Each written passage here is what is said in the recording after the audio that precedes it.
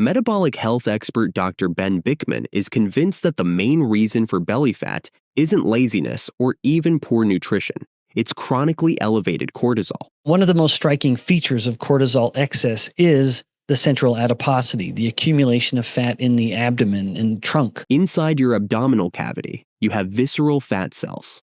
What makes them different is that they contain receptors that are highly sensitive to cortisol. So when cortisol levels rise, this hormone directly interacts with those cells and starts influencing their metabolism.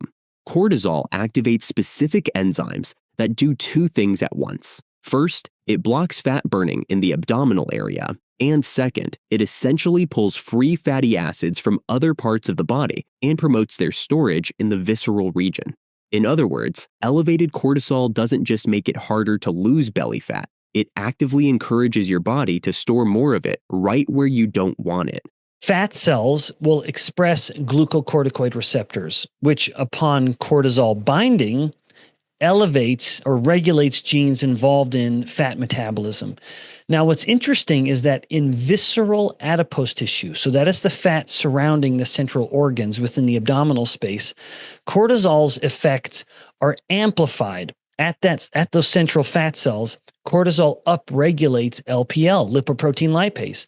And the lipoprotein lipase is so important because that's what hydrolyzes or pulls off individual fats as triglycerides are circulating through as carried on lipoproteins. Because if a triglyceride, which is the stored form of fat, in fact, stored in fat cells and as moved predominantly through blood, the big triglyceride itself isn't what moves in, and I'm acting like the three parts of the triglyceride. The triglyceride isn't what is moving from the blood into the fat cells.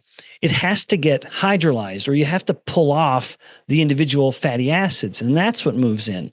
So there are these enzymes, which is LPL, lipoprotein lipase.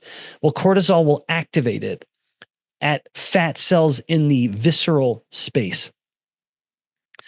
And so it's promoting that uptake. That's why it's so important to prevent cortisol from accumulating in visceral fat. The peak cortisol surge happens within the first 30 minutes after you wake up, and its effects can last for the next 2 hours. During that window, the goal isn't to suppress cortisol, but to use it up so it doesn't turn into a hormonal problem. First, focus on simple physiological tools. Don't jump out of bed the moment you wake up. Give your body about 10 minutes to fully activate its systems. While you're still lying down, spend 3 minutes doing diaphragmatic breathing. 4 seconds in, 8 seconds out. This helps calm the sympathetic nervous system and smooth out the cortisol response. Then expose yourself to morning light. That could be a 10-minute walk outside or simply standing by an open window. Light acts as a biological signal that helps regulate your circadian rhythm and gradually slows the cortisol surge. There's also no need to rush into breakfast. Dedicate the next 90 minutes to simple household routines or focused work tasks. During this time, cortisol actually makes your brain and muscles metabolically active.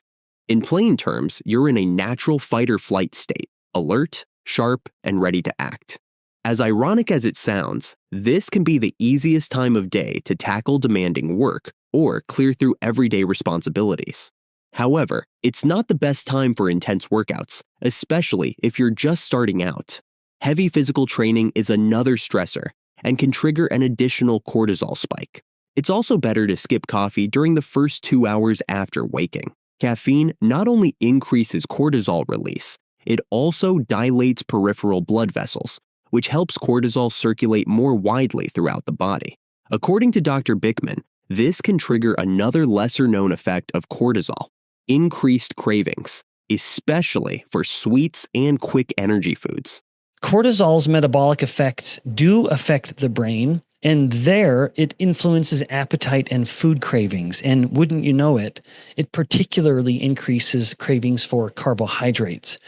Cortisol crosses the blood-brain barrier and once again binds to glucocorticoid receptors in the hypothalamus and the amygdala. These are both regions involved in hunger and reward, so people feeling good about what they're doing. Now, in the hypothalamus, cortisol upregulates a protein called NPY, neuropeptide Y, and another one called agouti-related protein, AGRP.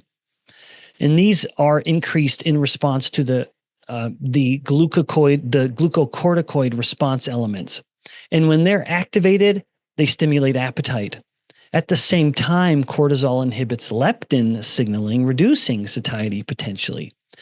But separate from that regulation of appetite, in the amygdala, cortisol enhances dopamine release, so increasing cravings for very palatable, energy-dense foods. This specific feature of cortisol can actually be used to your advantage, both in the morning and throughout the day. For example, intense hunger right after waking up can be a sign that your cortisol surge is too strong. Physiologically, you're not supposed to feel real hunger first thing in the morning. The primary role of cortisol in your body is to mobilize energy. In simple terms, it raises blood glucose levels so you have fuel available without needing to eat immediately. So if you wake up starving, it may not be true hunger. It may be a hormonal signal telling you that cortisol is overshooting its normal range. If we were to assign any primary function to cortisol, it would be to ensure energy availability, particularly glucose. So cortisol is a very powerful signal in promoting glycogenolysis in the liver, which is the breaking down of glycogen into glucose. When glucose rises, insulin follows. Under normal conditions, insulin also plays a role in signaling satiety. So if you wake up feeling hungry, that hunger isn't truly physiological. It can actually be a sign of elevated cortisol. It may mean you didn't sleep well or that you're under stress. In that situation, the strategy changes.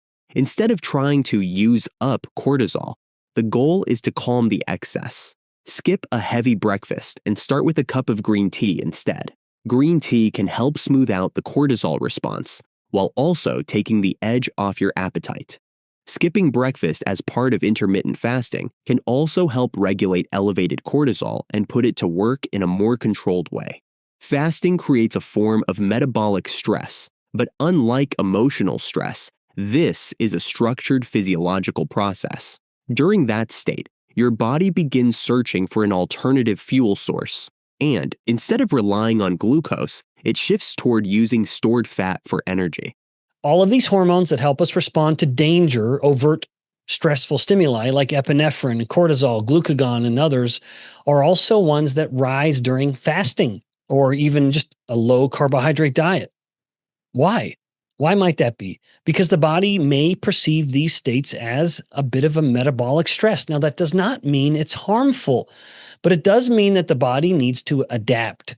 And perhaps that's one of the best ways to look at even the term stress, what that means physiologically. It's a stimulus that requires the body to change its approach. It needs to adapt.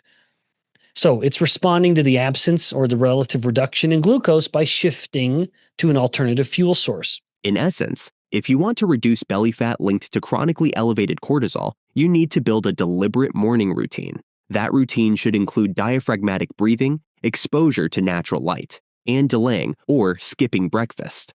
By doing this, you prevent cortisol from lingering at high levels and being stored in visceral fat.